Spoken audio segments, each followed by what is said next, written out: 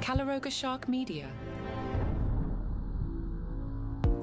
Hi there, I'm Johnny Mac with 5 good news stories. Now, when we last met, I was telling you about the bear in New Jersey that was ringing doorbells. Well, now in New Mexico, we found a bear that likes birdseed. A resident on Silver Bell Road in Red River, New Mexico, had some birdseed out on their porch. One morning, their camera caught a black bear helping himself to the whole thing, just sitting there eating birdseed at his own pace, completely unbothered. The Red River Marshal's office got wind of it and posted it on social media, describing it as the all-you-can-eat breakfast buffet on Silver Bell. The Marshal's office used the moment to remind residents, bring in anything that might attract wildlife, including bird feeders, pet food, trash, anything with a scent. Once bears find a food source at a particular location, they will return. Meanwhile, in Crowsnest Pass, Alberta, police received a report of a theft, including barbecue goods. They took it seriously. They responded to the scene. The Alberta RCMP posted about the investigation on social media, describing the suspect as red hair, short, and wearing a thick coat. Officers showed up. They investigated. They found the suspect who was attempting to conceal the evidence. The evidence was hot dogs. The suspect, a fox, yes, with red hair and a coat. You get it? Yes, a red fox sitting there with a mouthful of hot dogs. Apparently made off with someone's barbecue supplies and hadn't gotten far enough that before the cops showed up. Police tell us no charges were filed. The hot dogs, unfortunately, were not recovered. In Portugal, a charity called Pangeia has spent 10 years developing what will be Europe's first large-scale elephant sanctuary. It's on a former cattle ranch covering roughly 1,000 acres. First 2 residents are Julie, who was Portugal's last circus elephant. She's an African elephant in her 40s who was acquired by the Cardinale Circus from a German zoo back in 1988. Portugal banned wild animals in circuses, with that ban coming into full effect in 2025. Julie was the last wild animal needing rehoming.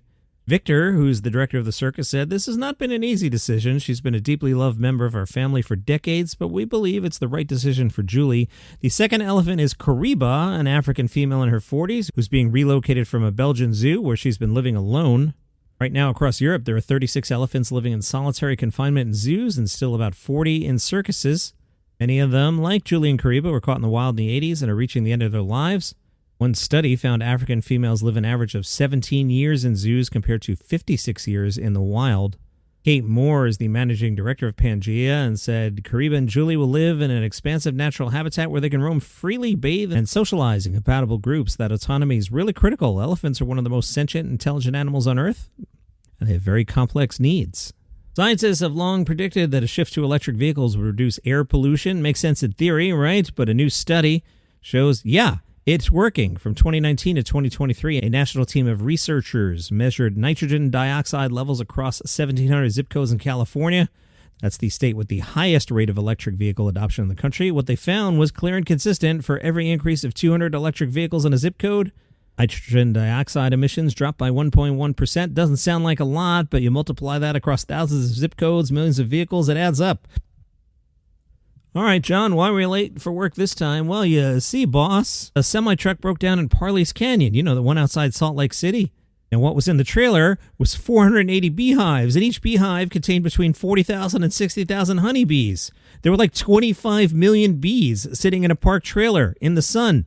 The problem was urgent for the bees. You see, when a truck is moving, air circulates through the trailer and keeps the beehives at a safe temperature, but parked in direct sunlight with no breeze, the heat builds up. So while mechanics worked on getting the truck running again, firefighters from Mill Creek grabbed a hose.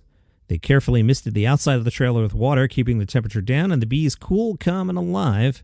The Unified Fire Authority reported no firefighters were stung. That's right, no stings, 25 million bees. Everyone went home fine. The bees were saved, the truck got back on the road, and Johnny Mac was late for work in the part of the story that I made up. And those are your 5 good news stories for today. Have a great day.